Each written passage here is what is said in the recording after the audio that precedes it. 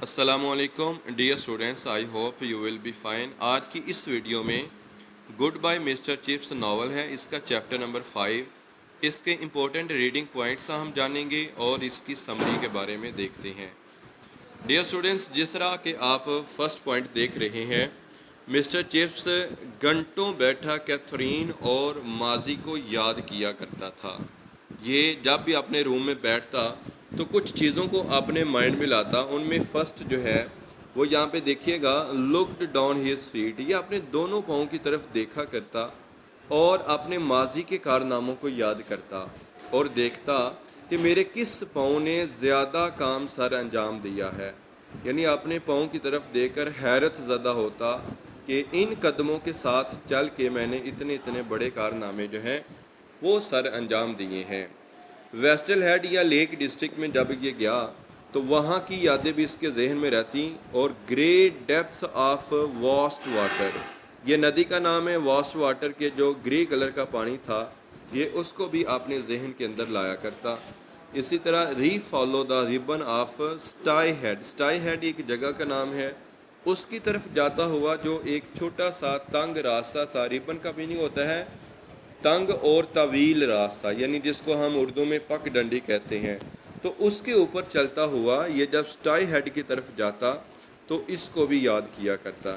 اسی طرح دا کول وائس گے لافٹر، یہ کیتھرین کے جو خوشی اور پرجوش والے کہے ہوتے، اونچی آواز میں ہنسنا، یہ ان کو بھی یاد کیا کرتا۔ اس کے ساتھ دیکھیے گا ماضی کی یادوں میں اس کو کیا یاد آتا، گلوریس ہمپ آف دا گیبل، جو گریٹ گیبل پہاڑ تھا اس کی جو اونچی چٹان تھی یا چوٹی تھی، ہم کا میننگ ہوتا ہے چوٹی، اس کو بھی یہ یاد کیا کرتا۔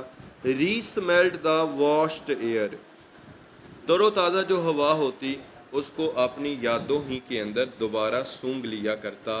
ایوننگ سٹالز ود کیتھرین، اور یہ اس چیز کو بھی یاد کرتا کہ ویسٹل ہیڈ میں جب یہ ٹھہرا ہوا تھا تو کیتھرین کے ساتھ جب یہ شام کے وقت سٹرول کرتے یعنی چہل قدمی کرتے، اس کے بھی یادیں اس کے ذہن میں آیا کرتی تھیں۔ لاسٹ پوائنٹ ہے فیوچر پلانز، کیتھرین اور مسٹر چپس دونوں مل کے اپنے اپنے فیوچر پلانز کرتے ہیں، تو ان تمام پلانز کے بارے میں مسٹر چپس جو ہے یہ یاد کیا کرتا تھا۔ پوائنٹ نمبر 2 ہے شادی کے بعد کیتھرین کا اسکول آنا اور چپس کا تھوڑا خائف ہونا۔ یاد رکھیں چونکہ مسٹر چپس ایک ٹیچر تھا تو اس کو یہ ہوا کہ شادی جب میری اس سے ہو جائے گی تو ظاہر ہے کیتھرین جو ہے اس کا بھی جو تعلق ہے وہ ایجوکیشن ڈپارٹمنٹ سے ہے، وہ بھی گورننس ہے، گھروں میں جا کر پڑھانے والی ایک عورت ہے، تو ظاہر ہے یہ بھی اسکول آئے گی۔ لیکن پھر اس نے خود کو دلاسا اس طرح دیا کہ اس نے سوچا کہ جو ادر ہاؤس ماسٹرز ہیں وہ بھی میرڈ تھے، تو ان کی طرف دیکھ کے اس کا کچھ حوصلہ جو ہے وہ بلند ہوا، اور یہ جو ہچکچاہٹ تھی یا تھوڑا سا کنفیوز تھا کہ میں اپنی بیوی کو کیسے لے کر بروک فیلڈ کے اندر جا سکتا ہوں، تو اس طرح اس کا یہ ڈر یا خوف جو ہے وسوسہ یہ دور ہو گیا۔ پوائنٹ نمبر 3 اسٹوڈنٹس دیکھیے گا، کیتھرین کو بچوں یعنی لڑکوں میں رہنا پسند ہے۔ چیپٹر نمبر 5 کے اندر یہ بھی ہمیں بتایا جاتا ہے کہ وہ برملا اظہار کرتی ہے کہ اسٹوڈنٹس کو پڑھانا، لڑکوں کے درمیان بیٹھنا، ان سے باتیں کرنا، ان کو ٹیچ کرنا، یہ مجھے بہت زیادہ پسند ہے۔ اسی طرح پوائنٹ نمبر 4، کیتھرین کو چپس بطور ٹیچر بہت پسند ہے۔ اس چیپٹر کے اندر ہمیں یہ بھی بتایا جاتا ہے کہ کیتھرین جب چپس سے شادی کرتی ہے تو اس کی ایک وجہ یہ بھی ہے کہ چپس ایک ٹیچر ہے، تو کیتھرین خود کہتی ہے کہ جب میں تم سے پہلی دفعہ ملی مجھے یہ لگا کہ تم ایک کسی قسم کے کاروباری شخص ہوگے، مرچنٹ ہوگے، یا کوئی پولیٹیکل پرسنالٹی ہوگے، یا پھر کوئی ڈینٹسٹ ہوگے، لیکن شکر ہے کہ تم ایک ٹیچر ہو۔ تو بطور ٹیچر جو چپس تھا یہ اس کو بہت زیادہ پسند تھا۔ پوائنٹ نمبر 5 دیکھیے گا، چپس جہاں بھی کام کرتا اچھی کوشش کے ساتھ کرتا تھا۔ چپس اکثر یہ بتاتا کیتھرین کو کہ میں نے جہاں بھی کام کیا ہے میں دل لگا کے کام کرتا ہوں اور میرے اندر کام چوری کی عادت نہیں ہے۔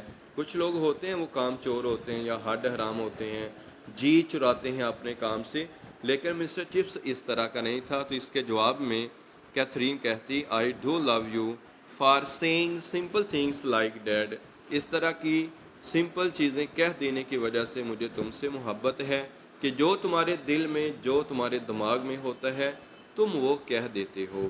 پوائنٹ نمبر 6 دیکھیے گا اسٹوڈنٹس، چپس جب خود کو ڈیپریشیٹ کرتا تو اس کے حوالے سے کیتھرین کا ریئیکشن کیا ہوتا۔ پہلے تو ہم یہ دیکھتے ہیں کہ چپس خود کو ڈیپریشیٹ کیوں کرتا اور کن طریقوں سے۔ نمبر 1 یہ کہتا کہ میرے پاس جو ڈگری ہے نا وہ میڈیوکر ہے، یعنی اوسط درجے کی ڈگری ہے، اچھی ڈگری نہیں میرے پاس ہے، اچھی کوالیفیکیشن نہیں جس کی وجہ سے میری پروموشن ہو سکے۔ نمبر 2 پوائنٹ کہا کرتا کہ میں یہ ایکسپیکٹ نہیں کرتا کہ مجھے کبھی بھی پروموشن ملے گی۔ نمبر 3 پوائنٹ ہے difficulties in discipline. Mister chips کو یہ بھی تھا کہ میرے جو کلاس کنٹرول کرنا ہے، کلاس مینجمنٹ ہے، ڈسپلن کی مجھے بہت ساری مشکلات ہیں جس کی وجہ سے میں کبھی بھی کسی ادارے میں گرو نہیں کر پاتا۔ تو اس پوائنٹ کو بھی لے کے یہ خود کو مذمت کیا کرتا، خود کو ڈیپریشیٹ کیا کرتا۔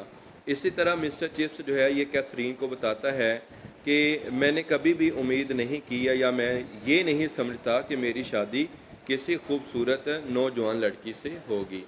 اچھا جی، یہ تمام چیزیں پوائنٹس سن کے نا تو جو کیتھرین تھی یہ ان سب باتوں کے جواب میں وہ کھل کر ہنس پڑتی تھی اور صرف اس کا یہی ریئیکشن ہوتا تھا۔ اس کے ساتھ دیکھیے گا پوائنٹ نمبر 7، کیتھرین کے والدین نہیں تھے، ایلنگ میں آنٹی کے گھر اس کی شادی ہوئی۔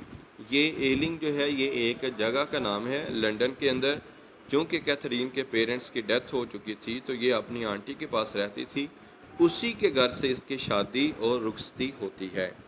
پوائنٹ نمبر 8 دیکھیے گا، شادی سے ایک رات پہلے چپس اور کیتھرین کی ملاقات جب ہوتی ہے، یہ دونوں ڈنر کر رہے ہوتے ہیں، کھانا کھا رہے ہوتے ہیں، تو اس دوران وہ جو 4 پوائنٹس بیان کیے گئے ہیں اس چیپٹر کے اندر، گڈ بائی مسٹر چپس کے چیپٹر نمبر 5 کے اندر، یہ لاسٹ میں بتایا گیا ہے کہ کیتھرین چپس سے کہتی ہے کہ یہ ہمارا جو ہے لاسٹ فیئر ویل ہے، یعنی آج کی رات جو میں اپنے گھر جا رہی ہوں یہ آخری دفعہ میں تمہیں الوداع کہوں گی۔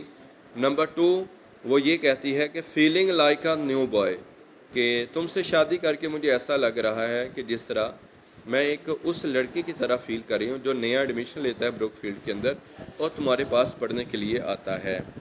پھر مسٹر چپس سے یہ کہتی ہے کیا مجھے بتائیں کہ میں آپ کو سر کہوں یا پھر مسٹر چپس؟ تو مسٹر چپس کہتا ہے mister chips would be right ہے، کہ مسٹر چپس آپ مجھے کہہ لیں یہی ٹھیک رہے گا۔ لاسٹ پوائنٹ ہے گڈ بائی مسٹر چپس۔ جب کیتھرین جاتی ہے تو شریلنگ وائس کے ساتھ اور اونچی آواز میں جب یہ ڈور سٹیپ پہ پہنچتی ہے تو اونچی آواز میں کہتی ہے good bye mister chips. Dear students یاد رکھیں یہ جو فریز ہے گڈ بائی مسٹر چپس یہ پورے ناول میں 2 دفعہ بولی گئی ہے۔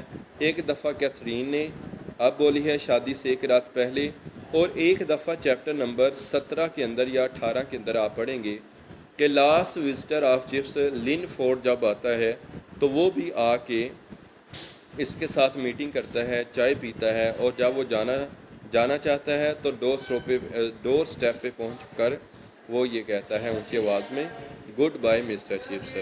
یہ ہمارے پوائنٹس سے اس کے ساتھ ہم اپنے جو ووکیبلری ورڈز ہیں، جو کریٹیکل ورڈز ہیں، میننگز ہیں اور ان کے سینونیمز ہیں، ان کو ایک دفعہ دیکھ لیتے ہیں۔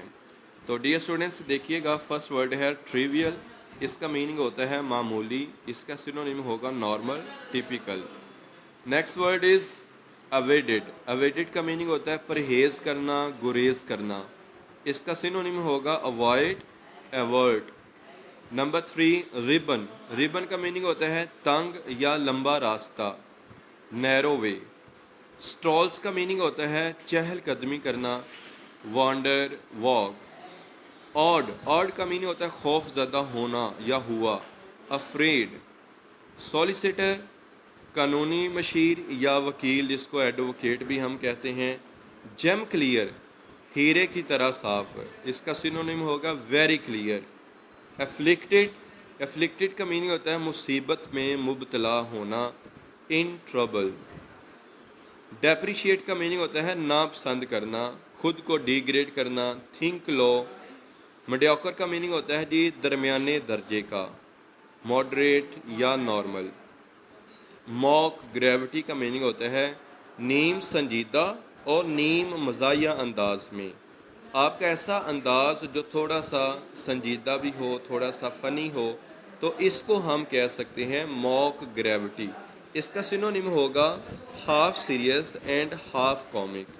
میں امید کرتا ہوں کہ آپ کو اس چیپٹر کی سمری اور ریڈنگ پوائنٹس کی سمجھ آ چکی ہوگی. اگر آپ میرے چینل پہ نیو ہیں تو اس چینل کو سبسکرائب کر دیں، لائک اور شیئر ضرور کر دیں. السلام علیکم ورحمۃ اللہ وبرکاتہ.